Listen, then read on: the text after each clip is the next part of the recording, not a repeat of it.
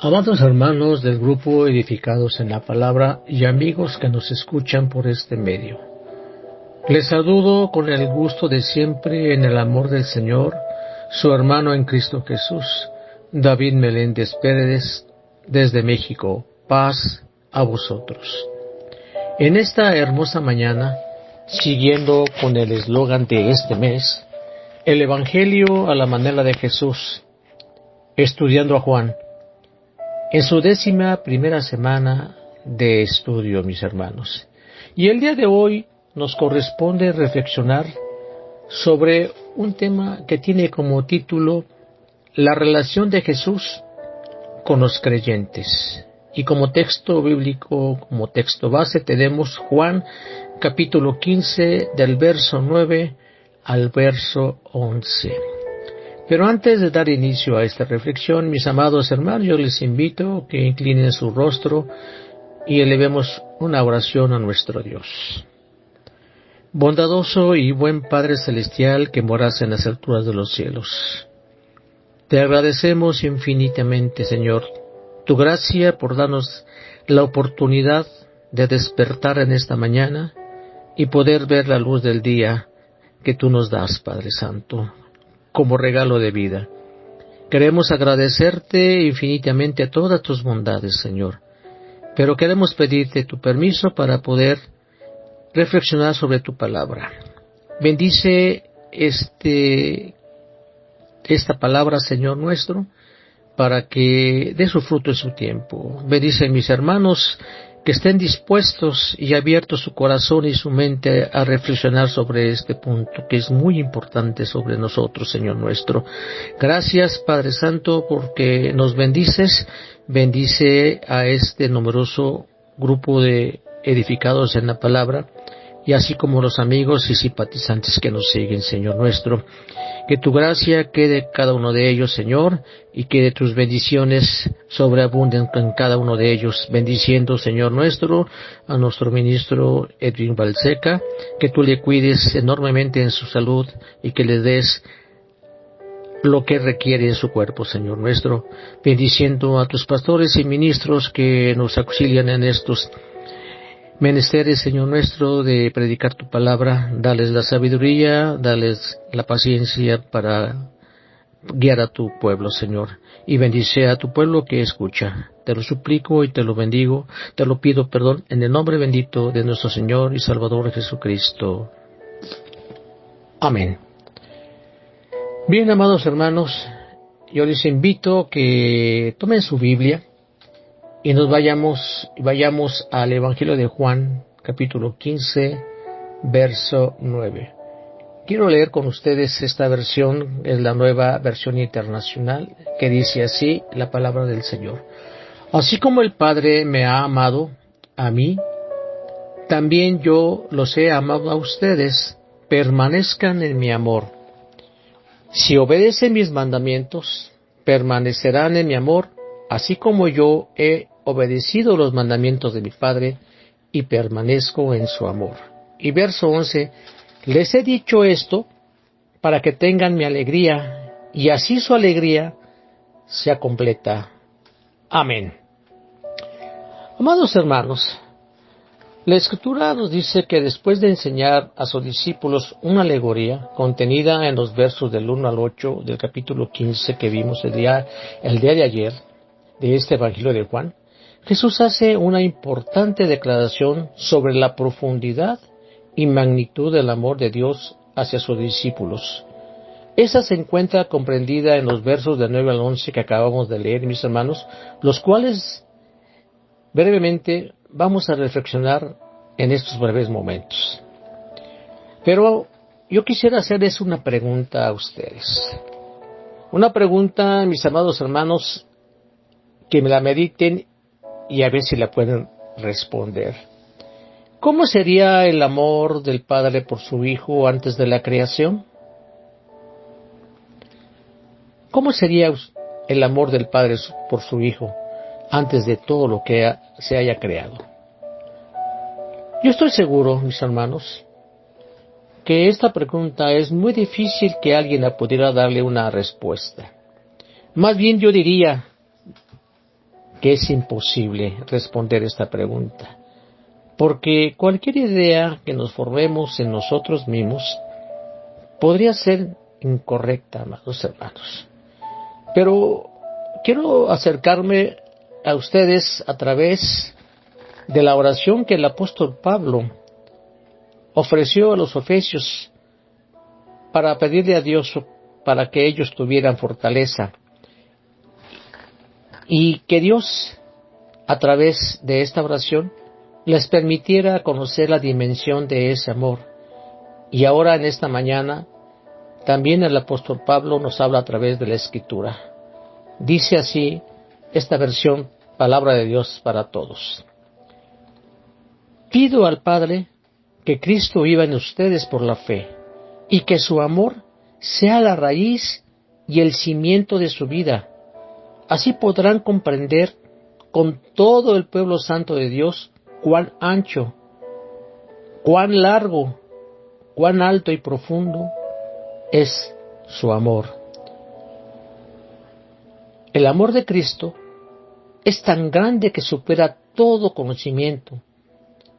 Pero a pesar de eso, pido a Dios que lo puedan conocer de manera que se llenen completamente de todo lo que es Dios. Efesios capítulo 3, versos 17 y 19. La versión Reina Valera dice en el verso 17 que pide que arraigados y cimentados en ese amor es lo que está diciendo esta versión. Y la versión que leímos, amados hermanos, dice que nosotros estemos en esta raíz y el cimiento de nuestra vida.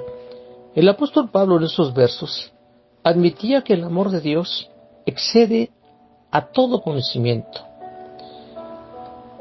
Así que el verso 9 de Juan 15 dice, así como el Padre me ha amado a mí, también yo les he amado a ustedes, permanezcan en mi amor.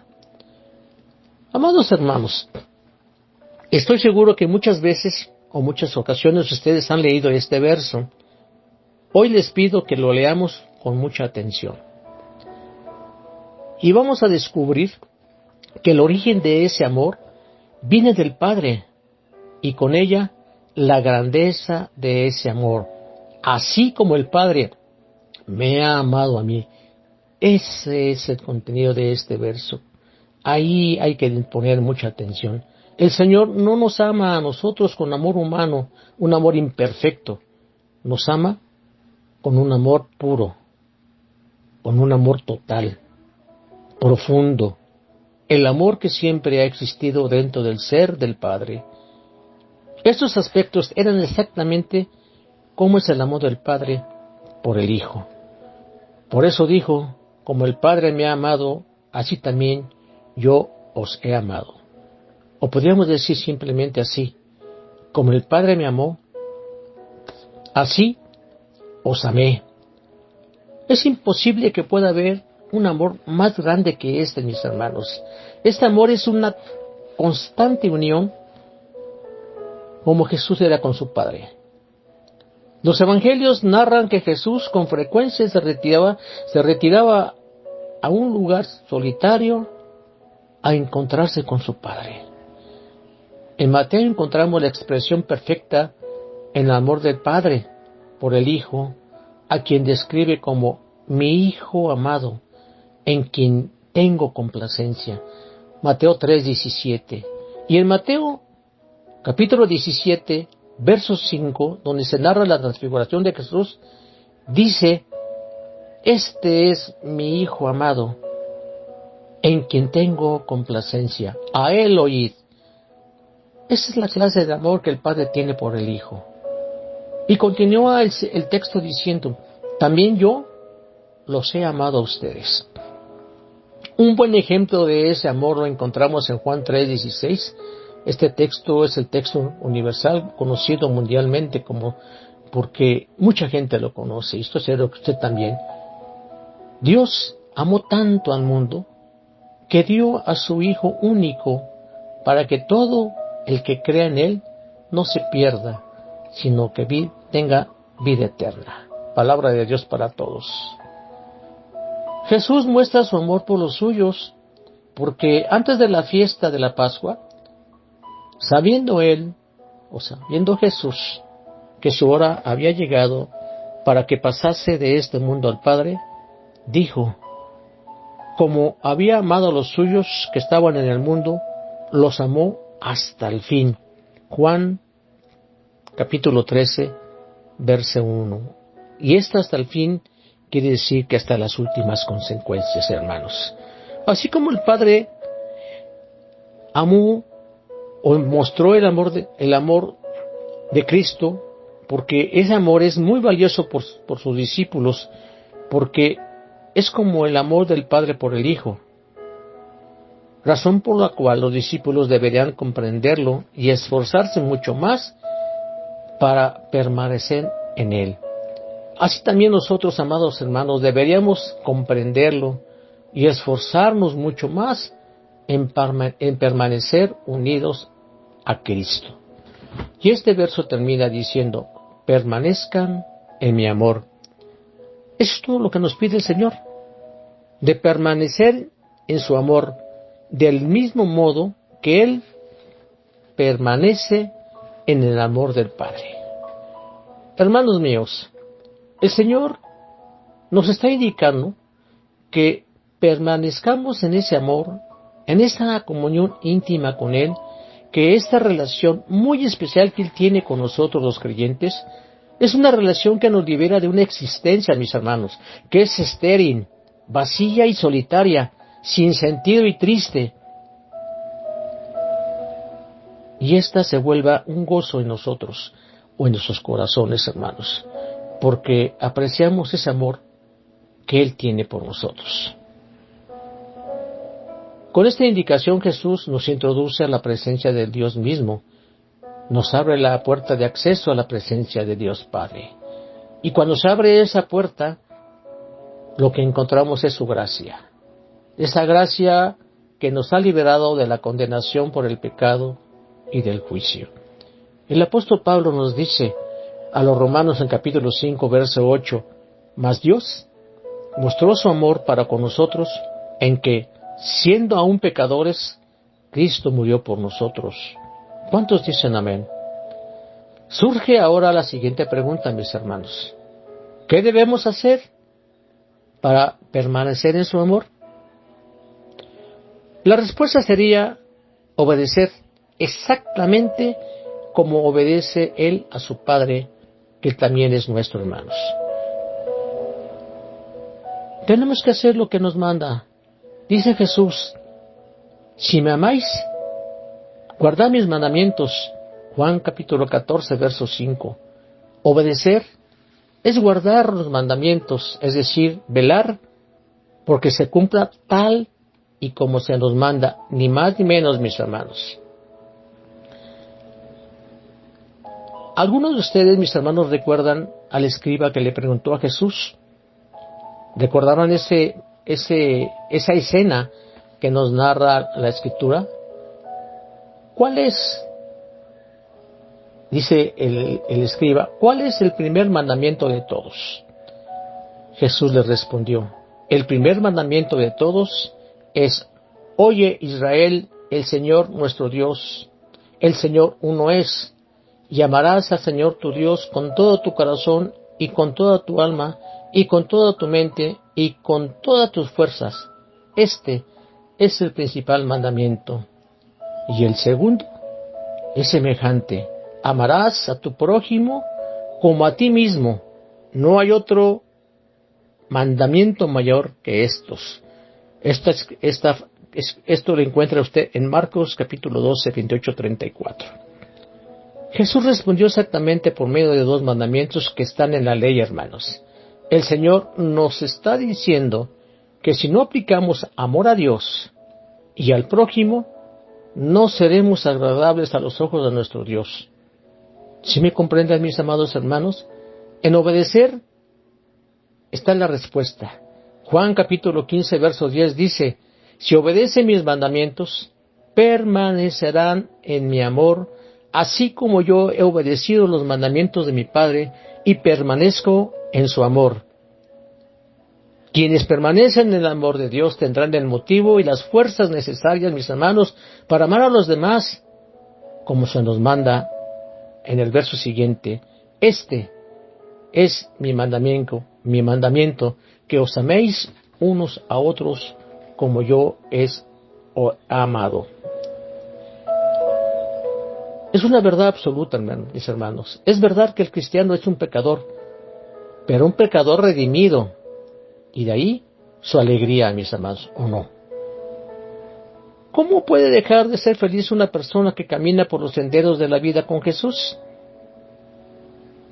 Es porque Cristo habita en nuestro corazón, y esos corazones, mis hermanos, están arraigados y cimentados en el amor. Válgame el ejemplo burdo, si ustedes quieren, como los árboles arraigan en la tierra y los edificios se fundan o se fundamentan en los cimientos.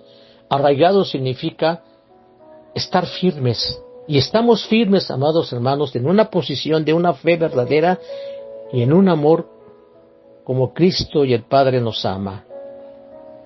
De esta gran magnitud es el amor de Dios, amados, y esta es la forma en que debemos amar a nuestro Dios. Haciendo esto, mis hermanos, entramos en el gozo de nuestro Señor, porque la obediencia a Dios produce gozo, y ese gozo, mis hermanos, es nuestra fortaleza, como dice Nehemías 8:10. Y Juan 15:11 dice: estas cosas os he hablado para que mi gozo esté en vosotros y vuestro gozo se ha cumplido. Les voy a platicar una anécdota, amados hermanos, de un hombre que vivió en el tercer siglo. Estaba él anticipando su muerte y escribió estas palabras a un buen amigo suyo. Es un mundo malo, increíblemente malo, pero he descubierto que en medio de él hay un pueblo santo y quieto que han aprendido un gran secreto. Ellos han encontrado un gozo que es 1000 veces mejor que cualquier placer de nuestra vida pecaminosa. A pesar de que han sido despreciados y perseguidos, no les importa. Son maestros de sus propias almas. Han vencido al mundo. Esta gente se conoce por cristianos, y yo soy uno de ellos. Esto lo se encuentra en la revista Hoy en el Mundo del Instituto Bíblico de Moody, publicado en 1988 en la página 18 más. Esta anécdota nos enseña que la felicidad o gozo que hemos tenido en muchas ocasiones es un gozo efímero. Muchos de ellos nos han traído felicidad momentánea, incluso para aquellos que menos tienen. La humanidad lo busca tan diligentemente en los placeres que ofrece el mundo y cree que le traerá felicidad.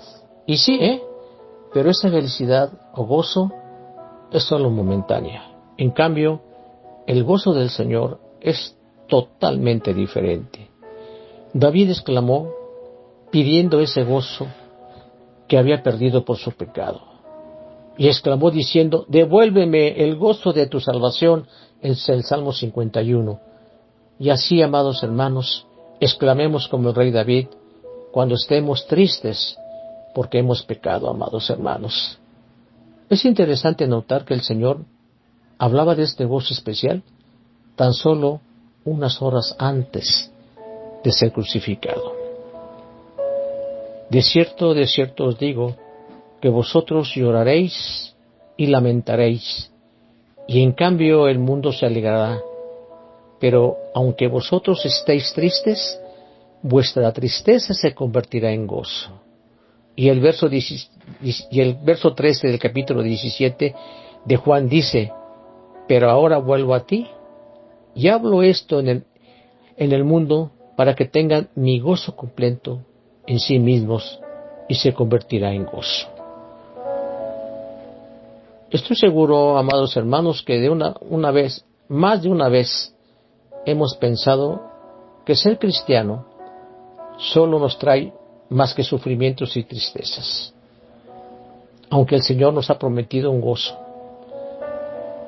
un gozo pleno. Ser del mundo, en cambio, trae nada más que bienestar y felicidad, anhelando en todo momento los placeres que este mundo ofrece.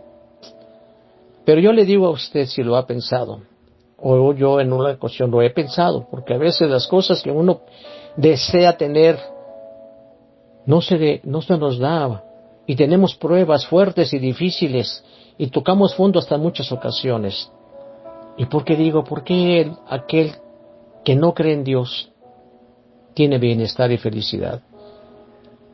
Pero yo me digo a mí mismo, yo hoy les digo a usted, no se desanimen, mis hermanos, porque llegará un día, que yo creo que sí será, en que se volverá esa tristeza y ese penar, ese sufrimiento, todo lo contrario, amados hermanos.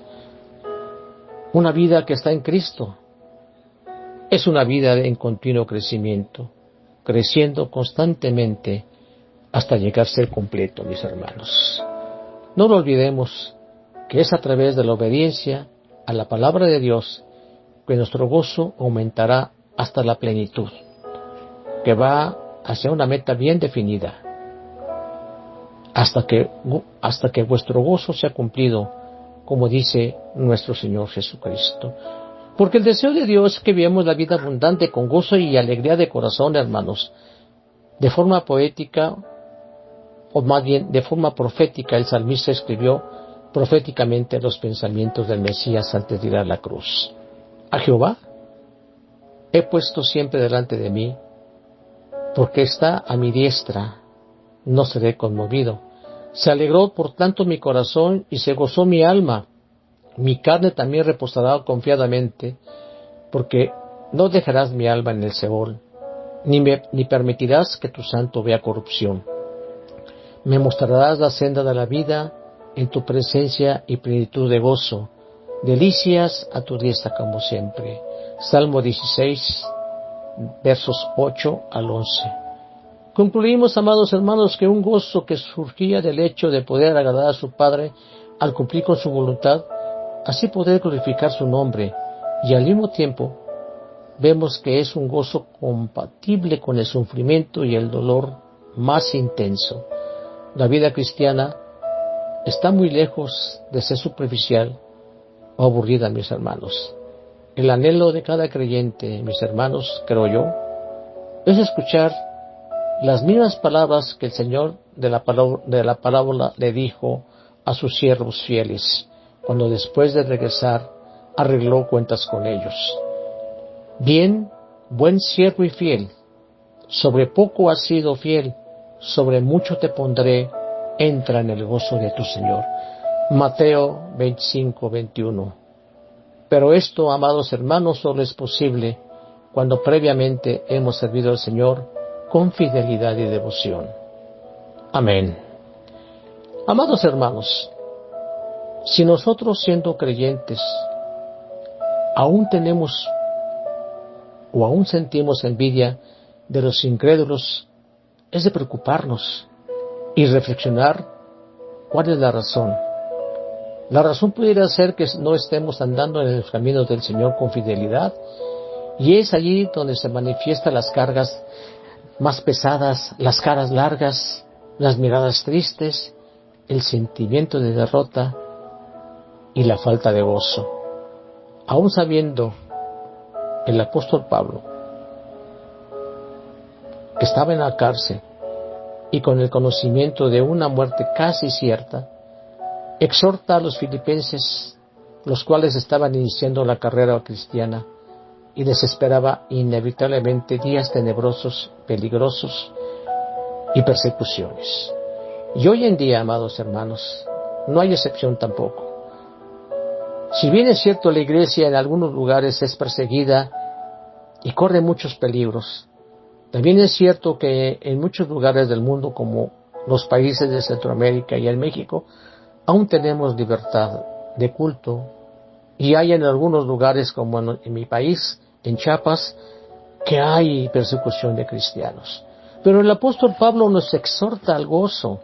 Dice su palabra: regocíjese en el Señor siempre. Otra vez les diré, regocíjense.